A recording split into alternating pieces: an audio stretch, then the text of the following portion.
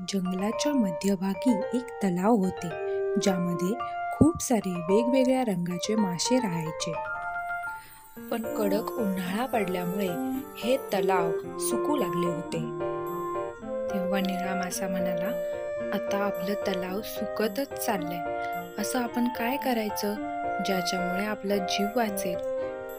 लाल मासा म्हणाला, आता आपल्याला कमी पाण्यातच जिवंत राहायला हवं आणि जंगलातील इतर प्राण्यांना या तलावातून पाणी पिण्यासाठी नकार द्यावा लागेल. जर सगळे पाणीच संपले तर आपण सगळे मरून जाऊ. सगळे मासे एकत्र यायचे आणि विचार करायचे की आता काय करायला पाहिजे. आता इथून पुढे जो पण प्राणी तलावाजवळ पाणी प्यायला यायचा, हे मासे त्याला तिथून पळवून लावायचे. गुलाबी मासा रागाने म्हणाला, निघून जा इथून.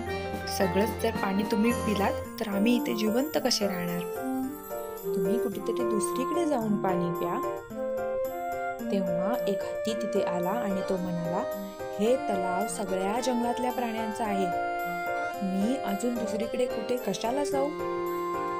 मी इथेच पाणी पिणार. एक दिवस जेव्हा जंगलाचा राजा सिंह तिथे पाणी प्यायला आल्या, तेव्हा माशांनी आपली तक्रार राजासमोर मांडली.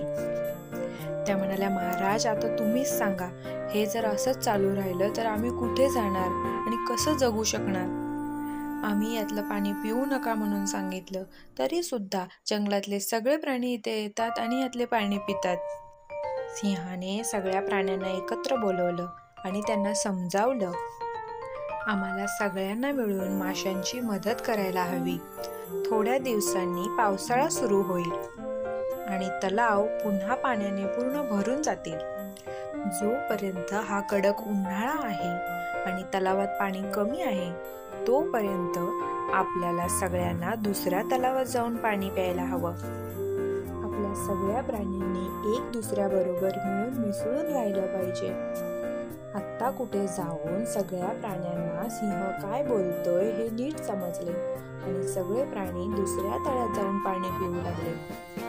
काही दिवसातच पावसाळा सुरू झाला आणि तलाव काठोकाठ पाण्याने भरून गेले.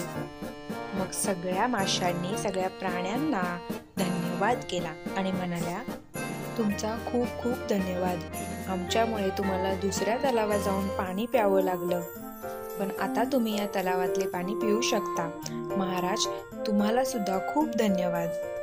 मित्रांनो, अशा छान गोष्टींसाठी आपल्या मराठी स्टोरी टीव्हीला सबस्क्राईब करा.